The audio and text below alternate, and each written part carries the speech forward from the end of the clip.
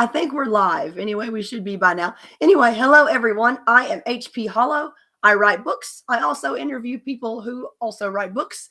And today I am interviewing my husband, who just released his first solo novel with Bain Books. So congratulations, Jacob.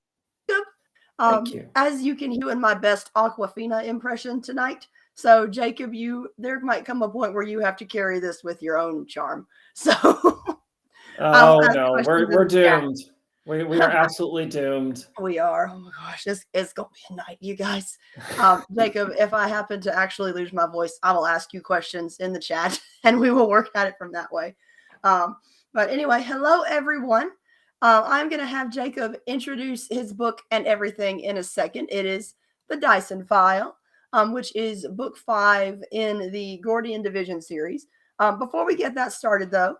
I want to say we are once again giving away a free signed copy of the DYSON File. If you're interested in winning one of those, go to the little form inside the event description. I'll also put the link in the chat.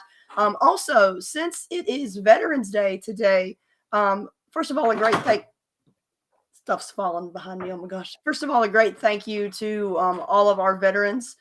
Thank you for your service. As an additional thank you, we are giving away additional signed books to veterans. So there's a little button in the form for you to click if you are a veteran.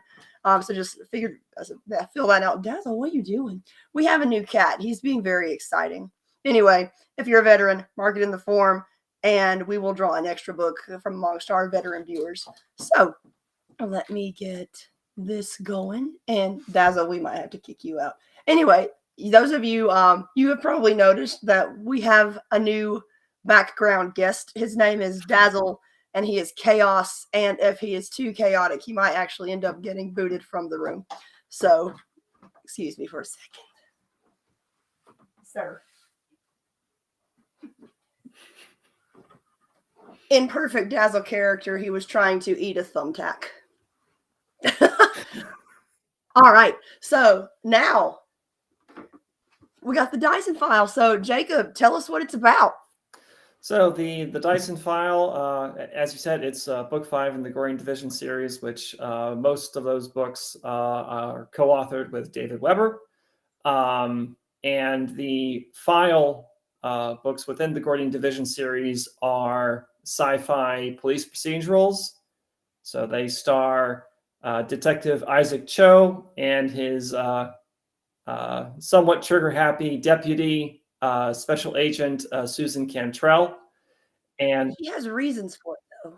Yes, there are reasons. So Isaac of the pair, Isaac is very much the methodical, by the book detective. He's very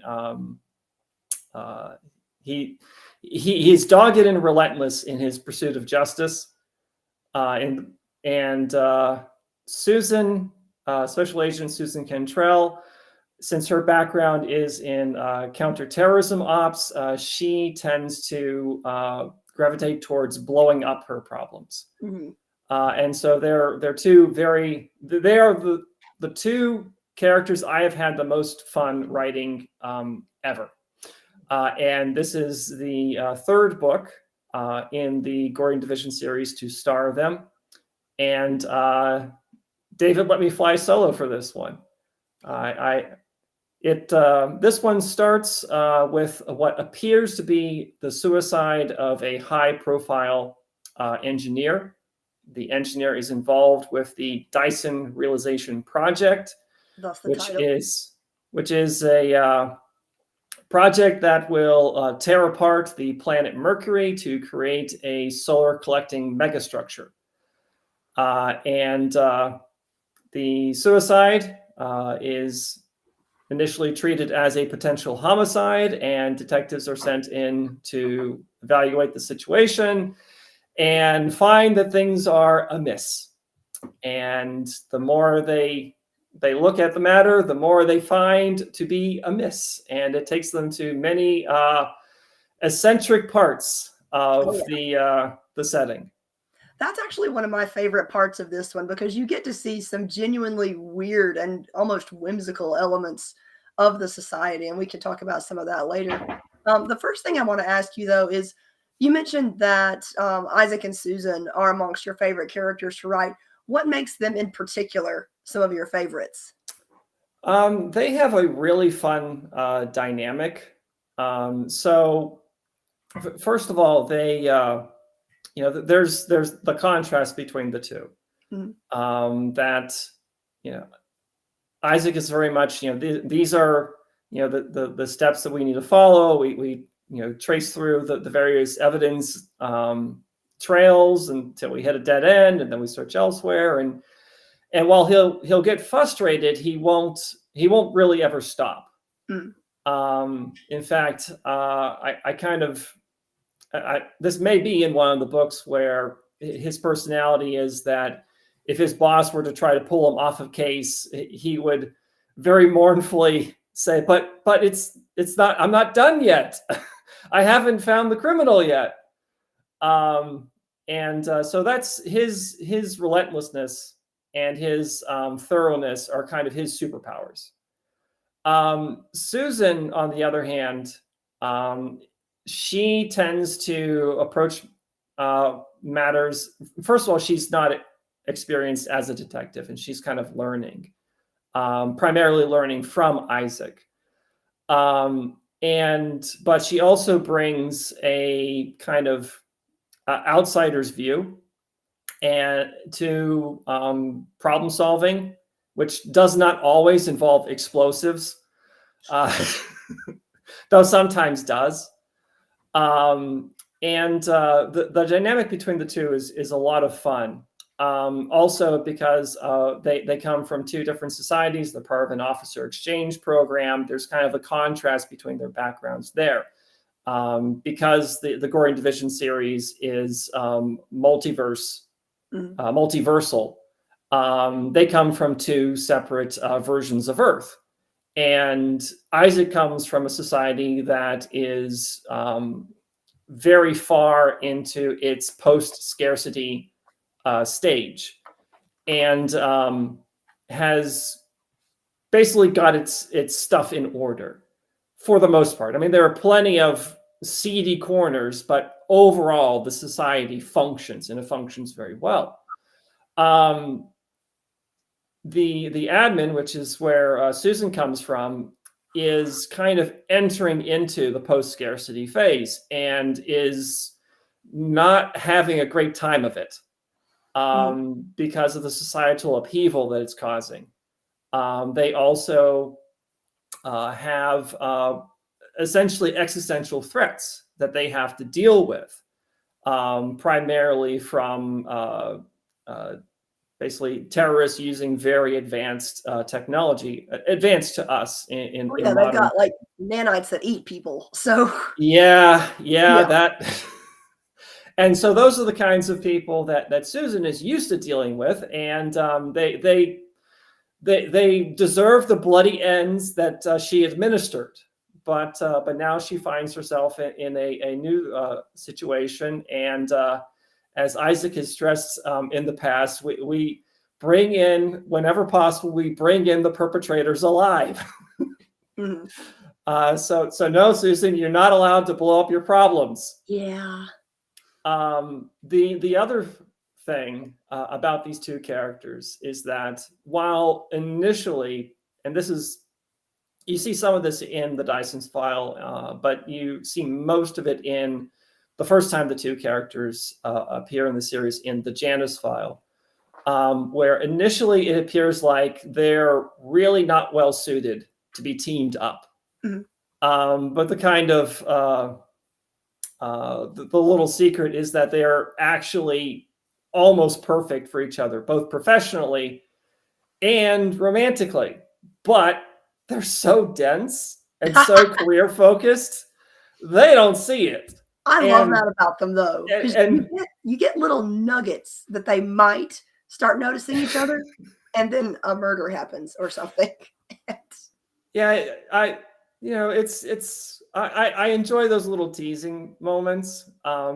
They are They are absolute joys to write. And I think the joy that I experience as an author writing these characters appears on the page and is there for the reader to experience as well. Oh yeah, I think so too. Now, Susan actually she appears in the Gordian Protocol in like a blink and you miss it. So, no, Appearance. she's actually in. I Oh, checked. She's actually in 2 scenes. Is she? Okay. Well, yes, she is actually in 2 scenes. I Had think. you planned to develop her as a character at that point, or did that come after? Did that come later when you? No. She the plan was to introduce her and then kill her off, which that plan was executed. So yeah, a blink and you miss it character. But because of the multiverse nature and because of the time travel and whatnot, another version of Susan was basically waiting in the wings for us to utilize. And David was actually the one who suggested we use the character for the Janus file. And I am very grateful for his suggestion because I didn't really, the character as she appeared in the Gordian Protocol is very much consistent with the Susan that readers meet later in the series. But as an author, she was not nearly as fully formed a character. You were really only seeing like one aspect of her personality in those scenes. And that's kind of combat frame.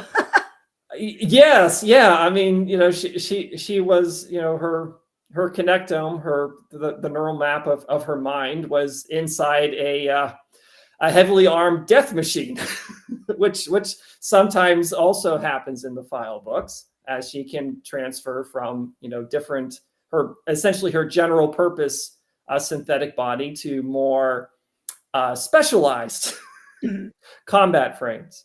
But no, that was actually something that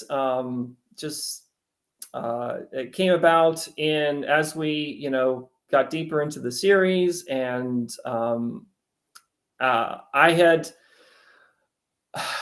the Janus file went through in terms of planning, it went through 2 major revisions.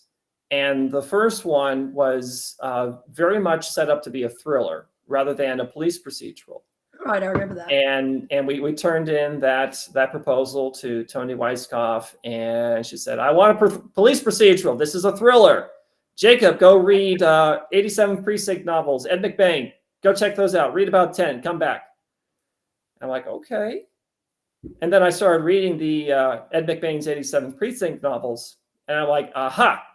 I now understand. Yep. What Toni wants from us for the 3rd book in the series, and I fell in love with police procedurals, and so it was a surprise because I don't think you ever anticipated like no, I didn't, but it actually mysteries mesh very well with my writing style.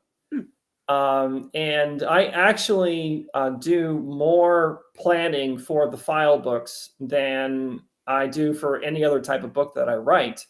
Really? Because, first you have to design the crime and you have to design it in detail. And then you have to design, I have to design the investigation, how the mystery is unraveled. And that takes a lot of effort to get all those pieces in order. But once I have that, actually plotting out, the scene by scene outline that I create before I actually start writing comes together fairly quickly. But those first 2 steps are quite involved. And sometimes I'll hit a point in like the design process, like, I need to rethink this because this is not working out. But yeah, the fact that I am very much a planner rather than a pantser meshes very well with police procedurals. And the other interesting thing about writing them is that if you have, like, say an investigative path that ultimately goes nowhere, that's actually a feature. That is a red herring. Yeah. It's expected in the genre. It's like, wow, I can have scenes that end up going nowhere, and this is considered a bonus rather than detracting from the book. This is awesome. Yeah. Because red herrings are expected to be a part of the this subgenre, and it's kind of part of the game that the author plays with the reader. It's like, hey, I'm going to put all the facts in front of you, everything that the two detectives know, the reader also knows, and sometimes the reader knows it before they do. Right. And then there comes a point in each of the file books which there's a sort of little wink to the reader. It's like, hey, the detectives have figured it out. All right, time to place your bets, because the next scene is going to get revealed. Yes. And then the following scene, the perpetrator or perpetrators are revealed to the reader. And I enjoy setting all that up, and I enjoy hearing from readers. Some readers say that, aha, I was able to figure it out before Isaac and Susan did, and some of them are like, yeah, I didn't have a clue, and like, and I get a mix of that. David and I, because obviously he's involved with the other two file books, and it's like, if I'm getting a mix back, then it's like, okay, all right, I think we did well. So before we continue, I want to say, those who are watching, first off, thank you for watching, but also, if you have any questions for Jacob, put them in the comments and we will get them answered for you. So we've already got a few people in the comments, no questions yet. But I did want to say just hello to Crafting, Cosplay, Music, and Books, and John and Paul. I also want to say that John and Paul both say, time to bookstore, I will definitely be purchasing this book. And we just, excuse me, we just came back from a book signing just a few hours ago at the Haywood Barnes & Noble in Greenville, South Carolina. And I will say that, first of all, we sold a ton of books there, but also they had Jacob sign. They worded it as, sign as much stock as you want to. And they gave Jacob like 30 copies of the DYSON file. They stocked up. They yeah, man, so, that Barnes and Noble, very, they were ready. They're first of all, the staff was great. Oh yeah. And super supportive for the release of this book, and I think they were also very happy to have a local author, because they said they don't get a lot of local sci-fi authors there. Yeah. But all this to say, they have a ton of signed copies of the DYSON file if you're in the Greenville area. And also Fiction Addiction, which is actually just down the street from them, which is an indie bookstore. We signed some stock there as well. Or I say we, Jacob signed some stock there. And oh, hey, Rich Dolphus, we got familiar people. Oh, it's Roeby. We've got a lot of familiar people in the comments too. So hey, everyone. But yeah, if you want signed books, there are ways to get them. Teresa asks, are you doing a signing tour? We are not doing a tour, but we will eventually be selling signed copies on our own shop too. We've got, while we're speaking of appearances, actually, hold it. Sorry, the cat is eating my pants. I got It's a crisis. Yeah. We are both going to be featured guests at MarsCon in Virginia Beach coming this January. So that's going to be our next con appearance.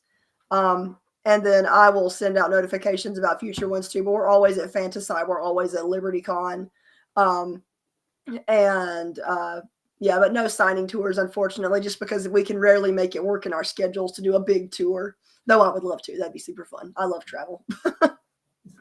Yeah, there's also the aspect, the factor that this is one of two jobs.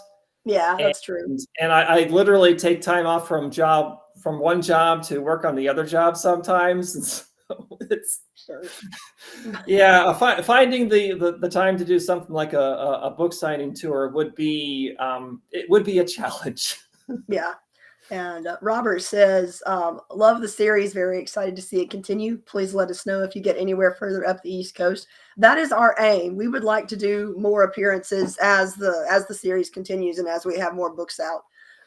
But right now it's just as good. Sir, he's biting my neck. Speaking of the series continuing, Yes. David and I have been working on the content edits for book number 6, the Thermopylae Protocol.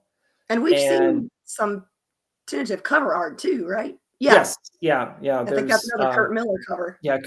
It's another Kurt Miller cover, and it shows an admin time machine over the moon and nukes going off on the surface of the moon. And there are some very good reasons why that ship is angry at the moon. So this one is another large scale one that goes back to the original branch of the series.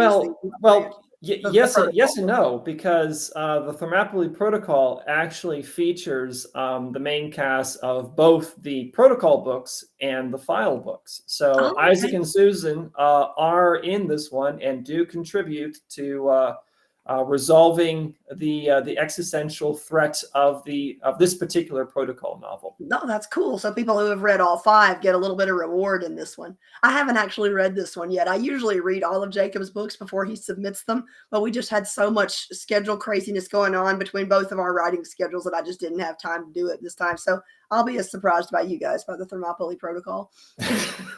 Yeah, I think that one is it's slated to release in June of next year. I think like June 4th, I want to say, but I'm not entirely certain. But it's early June. Yeah. Do we have a release date for your next solo novel yet? Is that no, we do not. Okay. We'll talk about that one later. But Jacob has another novel in the works that he just turned in. So many books always happening in this house. It's sometimes a challenge that, I've got a book releasing now, but I've been working on other novels and I have to kind of shift my focus. It's like, okay, which novel is this again? It's like, yep.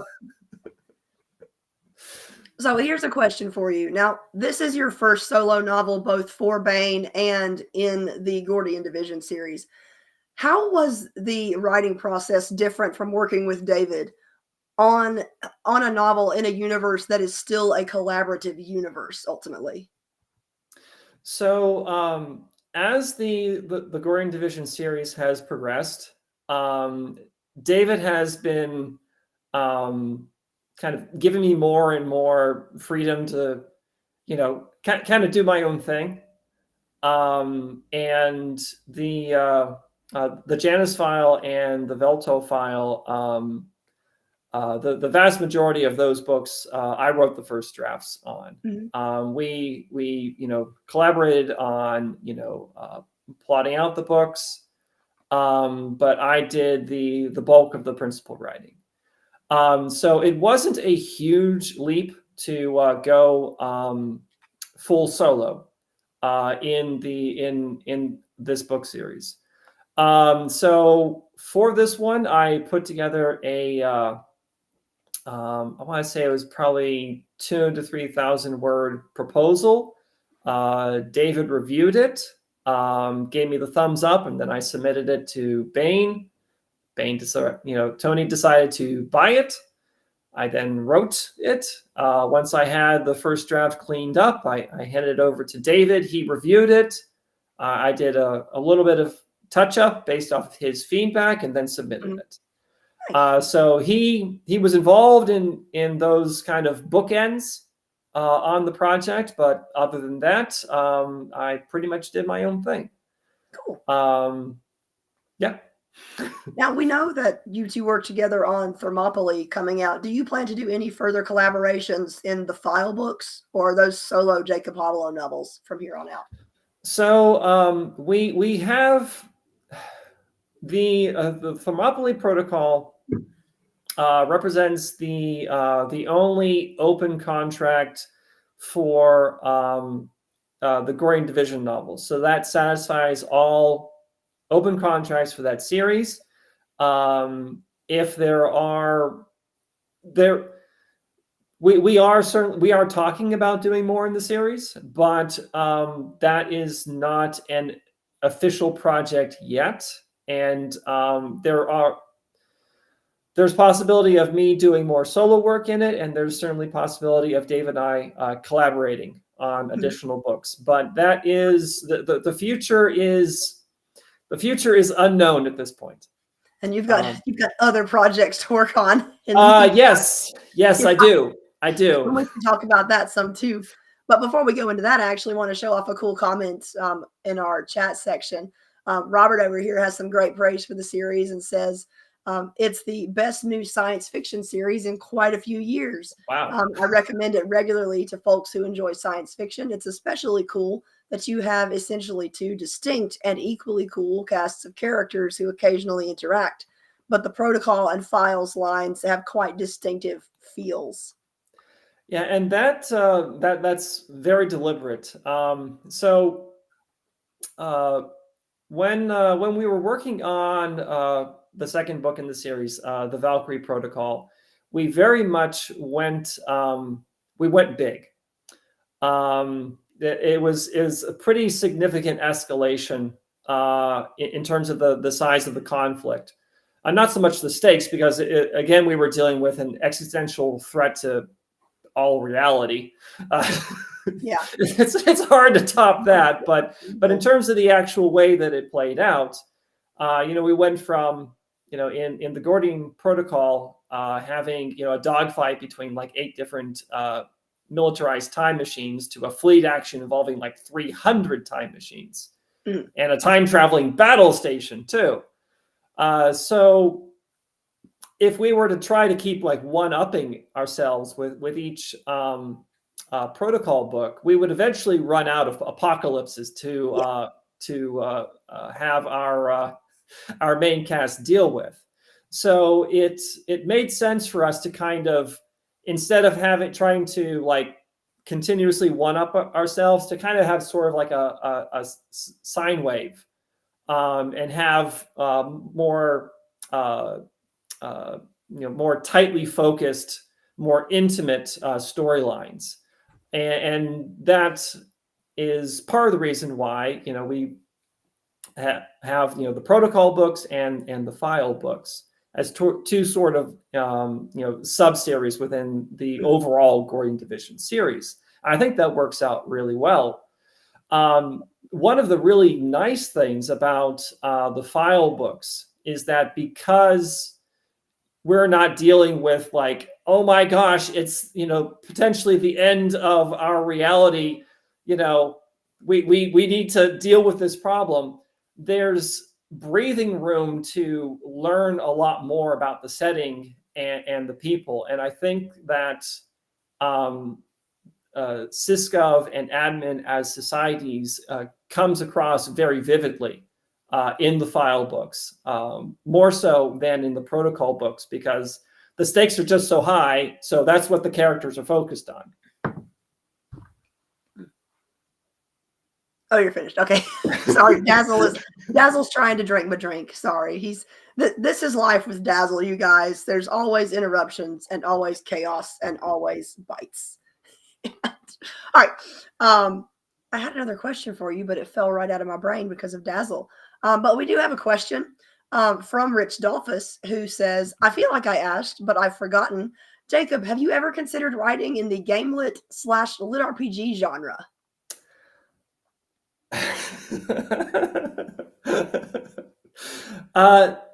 Yes, I have considered that.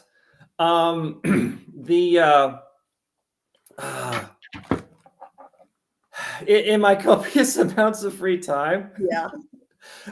It's so one of the places where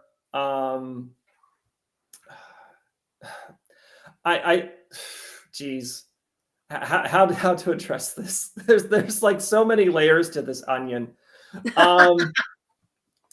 Let's see here.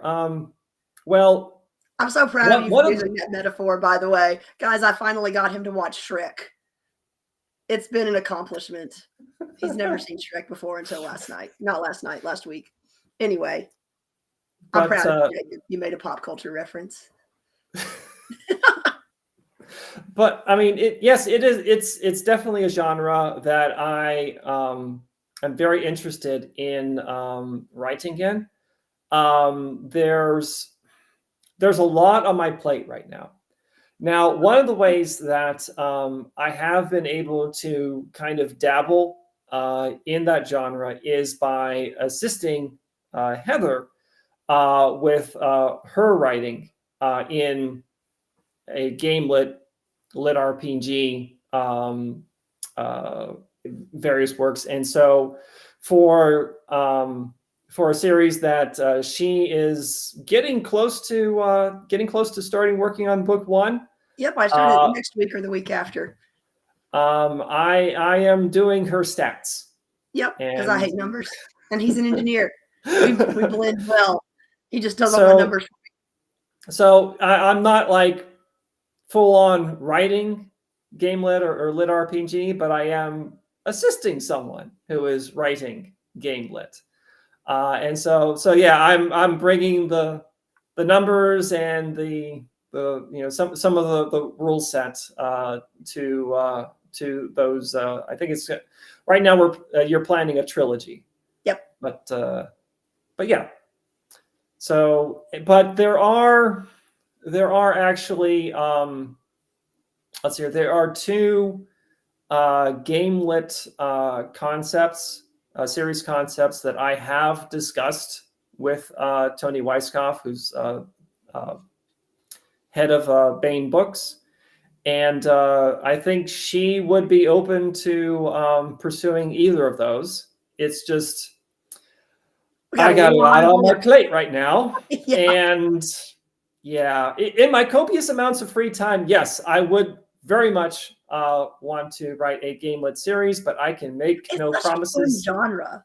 I can't make any promises right now, just because of the commitments that I have open at the moment. That actually segues into another one of my questions. But before we do that, I actually want to point out another good comment. Robert McCool says that as a police officer, I have to say that Isaac is very believable as a detective, and Susan is definitely the archetypical SWAT cop. And I really like that as a compliment, because neither of us have any experience in law enforcement. Well, it's pretty much true, but I did work very hard to get their characterizations right. So thank you. Thank you. Getting comments like that feels very good. Thank you. Yeah, it's the product of research, and it's nice to see the research paying off. But my question, well, actually, no, something, I'm going to ask another question. How did you manage to do that? Not having any professional experience in law enforcement yourself. Like how did you pick out what details to include that made you go like, yes, this is definitely something a cop would do. This is definitely something a detective would do. Like what was your thought process? Well,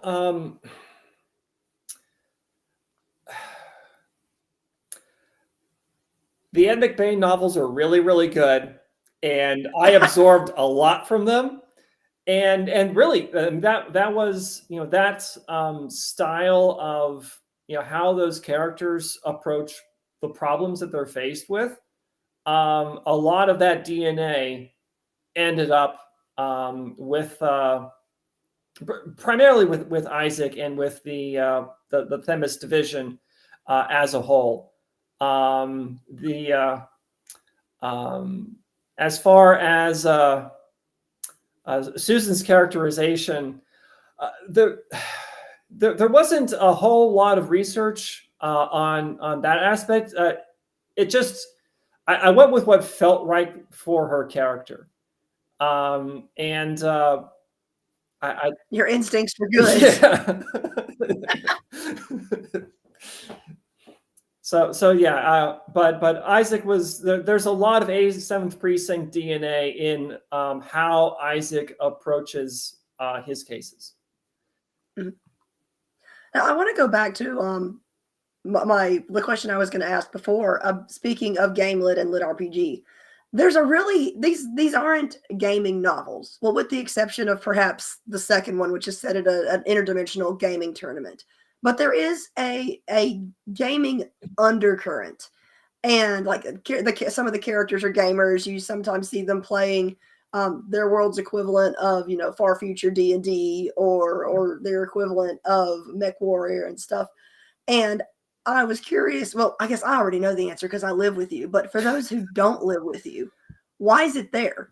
Because it's not something that very few people pick up. Oh, I'm going to read this mystery. I'm going to write this mystery sci-fi novel, and we should definitely have some gaming in it. Like, why is the gaming there? There are a few different reasons. That aspect of the setting was already there in the first draft of the Gordian Protocol to a certain degree, and it was prevalent on the admin side.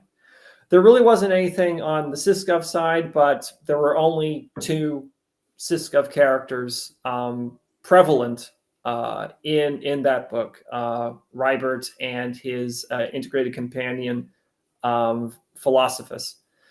And one of the things that Tony brought up during content edits was that Rybert was he had adjusted to his new synthetic body that he gets during that book too easily. He was kind of shorter in stature, and the synthoid, the synthetic body that he ends up in, is essentially blonde Conan the Barbarian in terms of dimensions. And so it's like, I can fix this. Don't worry about it. So I added in an element where Rybert and Philo enjoy their the 30th century version of D&D, essentially, a game called Solar Descent, which is kind of a science fantasy setting, and that in that fully immersive virtual reality simulation, he had played larger characters, and that it really wasn't all that much of a difference between one of the characters that he played in that game and with his new body.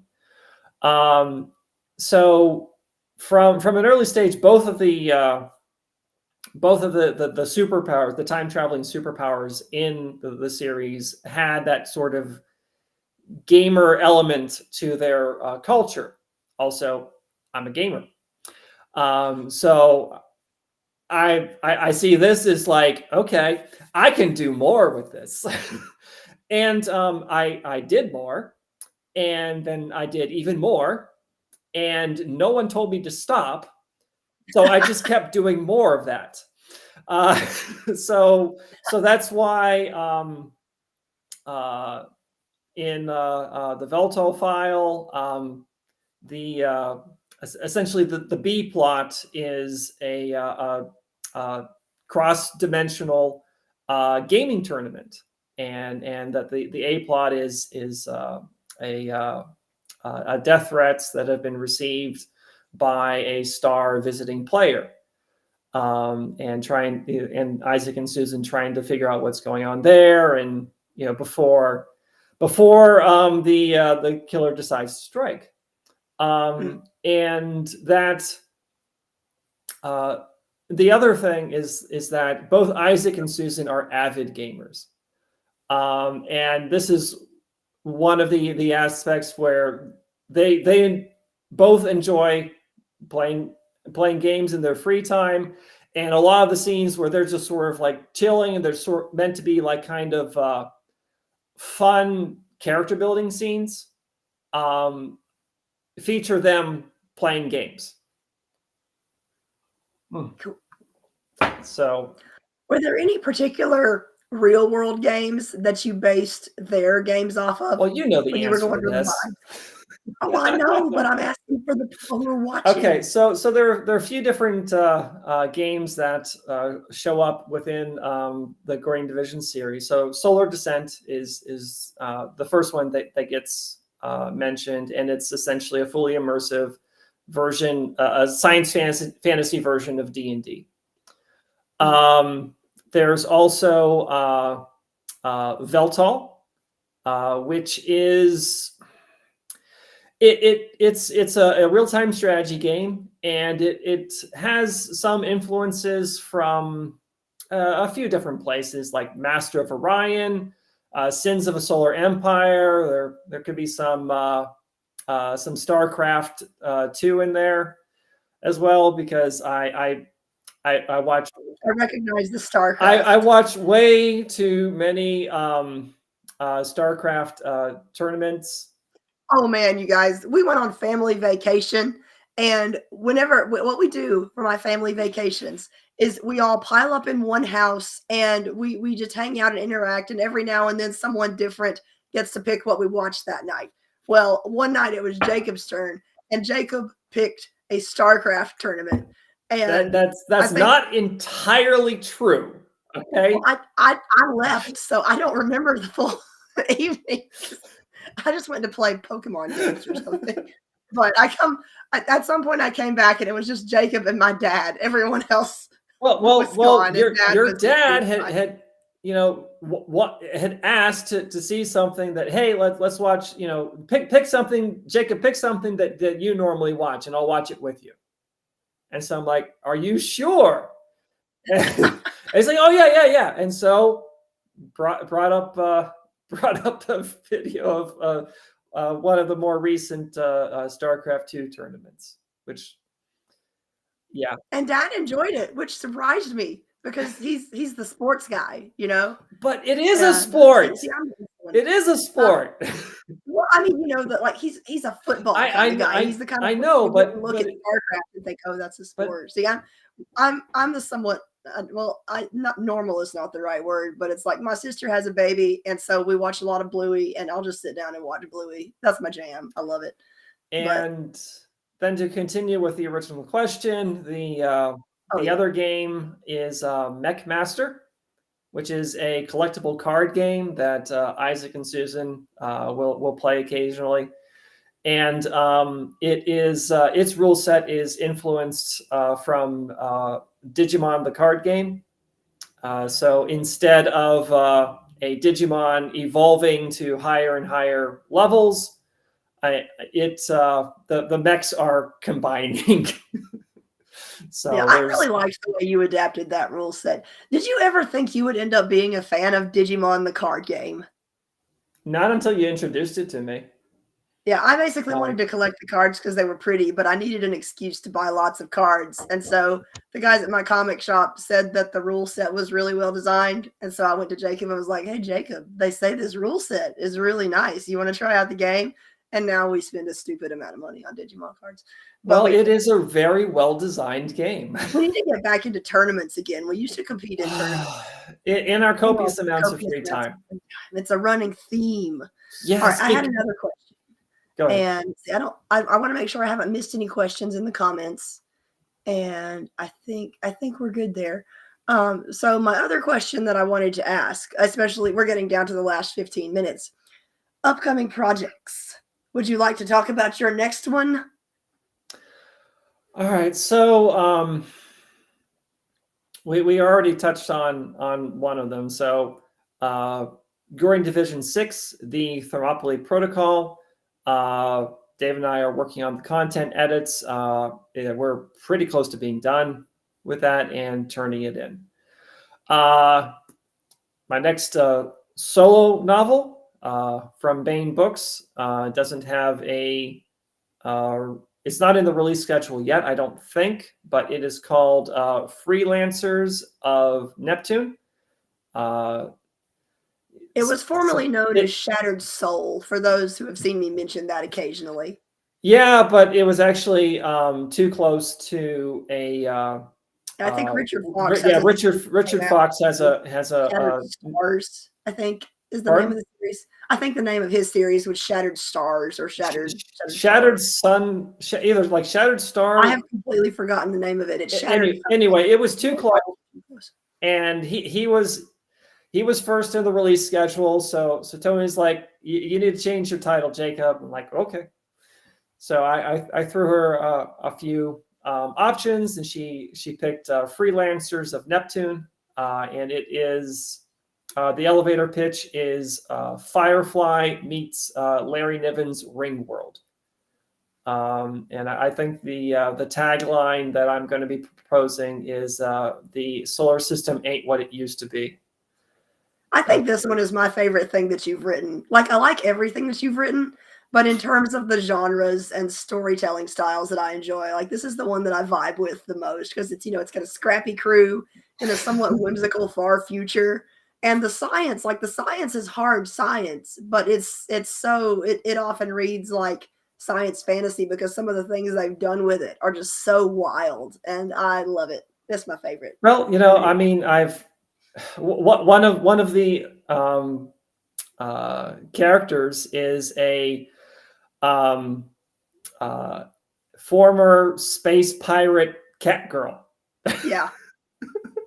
And then you've got another who, like, I really like what you did with well, we're not talking about that book right now, but I really like your Jovians.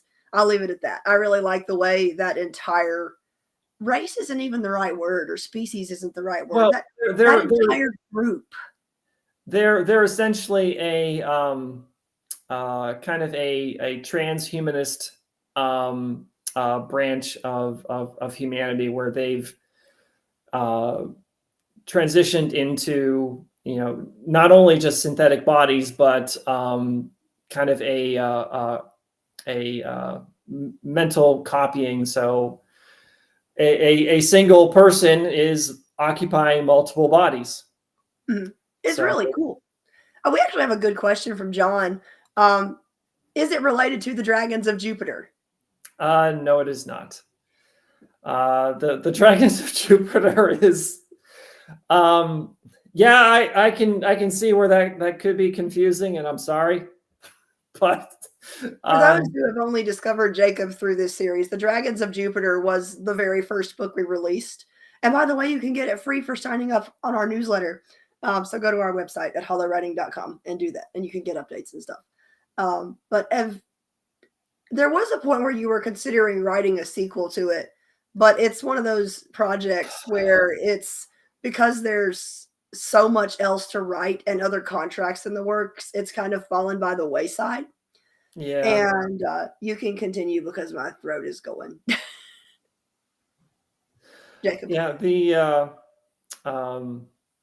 Yeah, unfortunately, the sequel to the Dragons of Jupiter has gotten shelved underneath a pile of other commitments, and it's I don't know if I'm ever going to dig deep enough to get back to that, to be perfectly honest. So the other project that I'm working on is another collaboration with David Weber, and also involves Tom Pope, who is Tom is the editor for the Honor Harrington series, otherwise known as the Honorverse. So David and I will be doing we are basically in the early planning stages for a trilogy of novels set in the Honorverse. So yeah. Yeah. Yeah. How does it feel to be potentially writing in the Honorverse?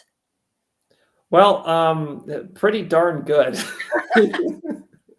Did you ever expect you would end up doing that? No, I did not. I did not. Your writing journey, or both of our writing journeys, have been a wild one. Well, I mean, it's kind of funny how some of this shaked out. So one of the things about the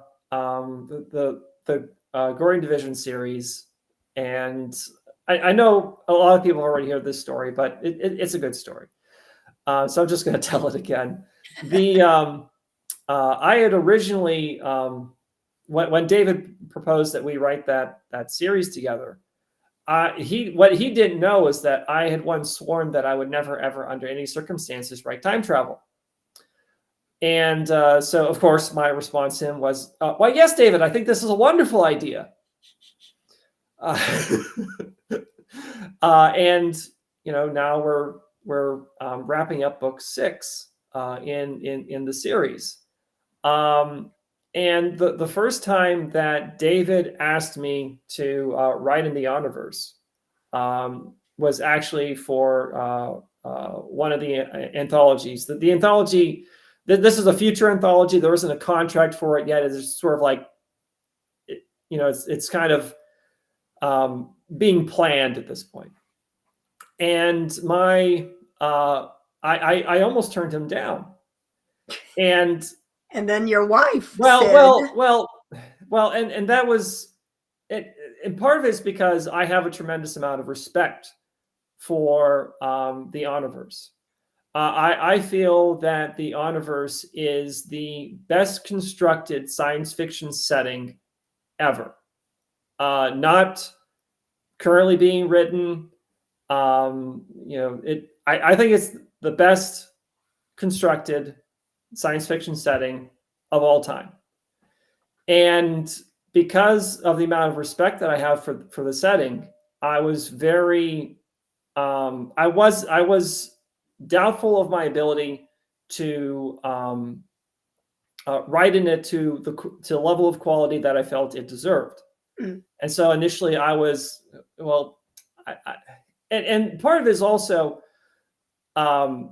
being a reader of a series and essentially being like a visitor to that series through books, and writing in a series are two very, very different beasts. So I was hesitant, and Dave was like, "Oh, don't worry, we'll hook you up with Tom Pope. He'll bring you up to speed and give you access to all the background files. Tom Pope is amazing. And his knowledge of the Omniverse is incredible." And I'm like, okay, David, sure, no problem. You clearly want me to write in the next anthology? Yes, I will write in the next anthology. And but I was still very nervous about the thing. But then I had my first conference call with Tom Pope, and at that point it clicked.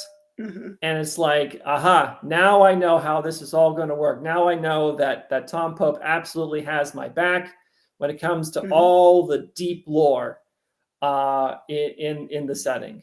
And then my confidence level went up considerably. Mm-hmm.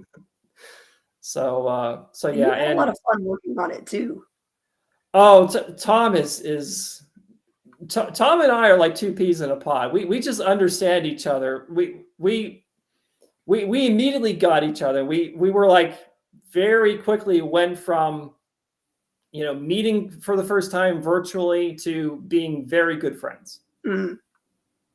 Yeah, it's been fun I'm always lurking in my office whenever you guys have your meetings, and so I can hear the discussion going back and forth, and it's been fun to watch the new series develop and listen to the new series develop just as a spectator in the same house.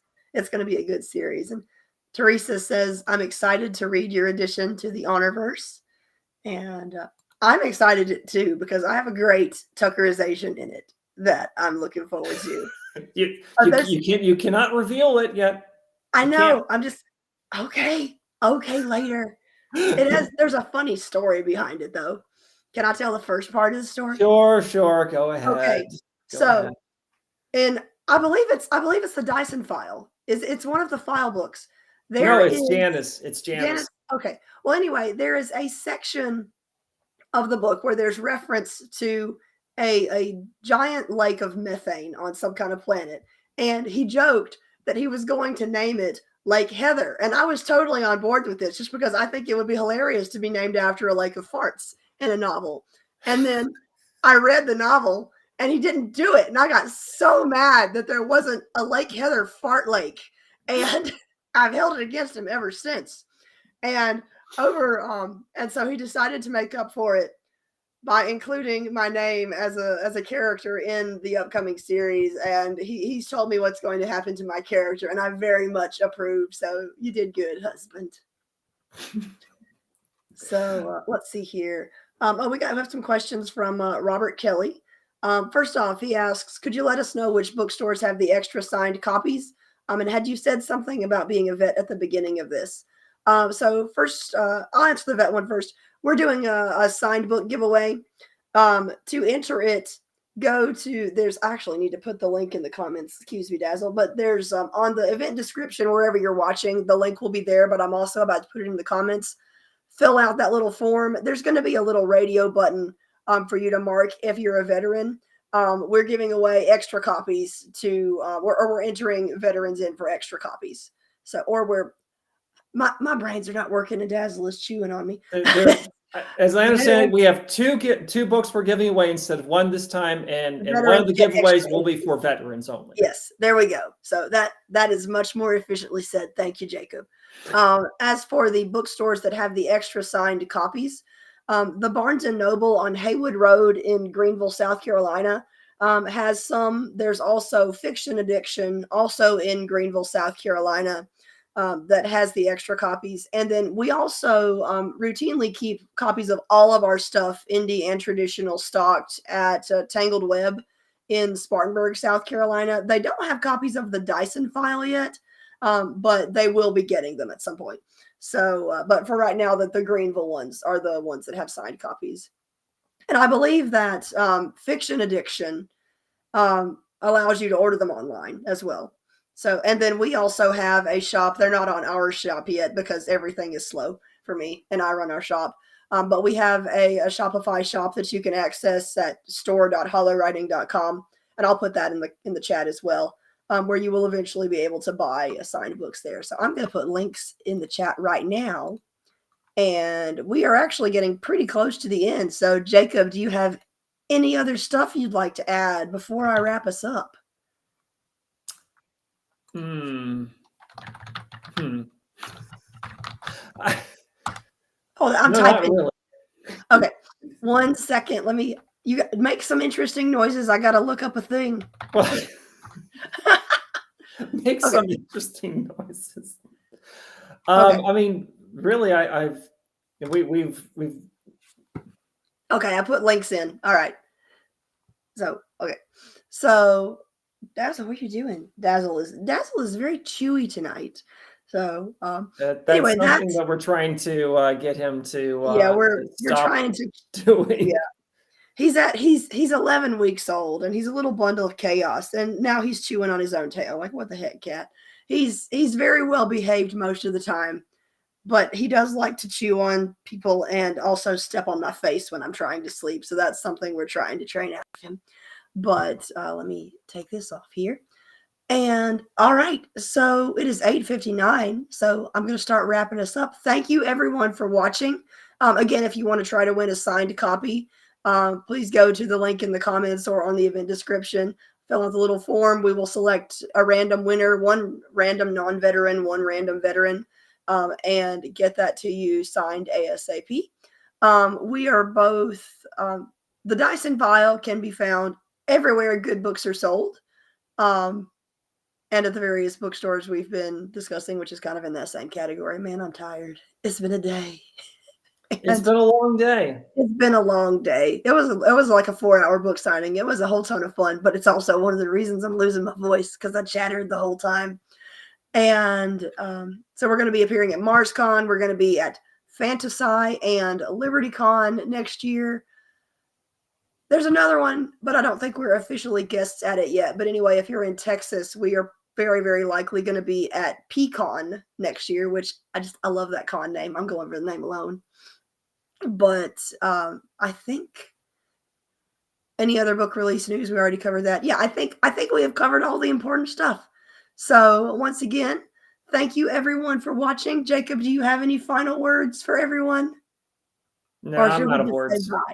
All right. Well, goodbye. I'm saving all my words for my next project. Okay. Yes. And you will start that soon. So yes, thank you again, everyone. Dazzle will say bye as well. And once he finishes chewing on me, we're just going to wave him. Bye, everyone.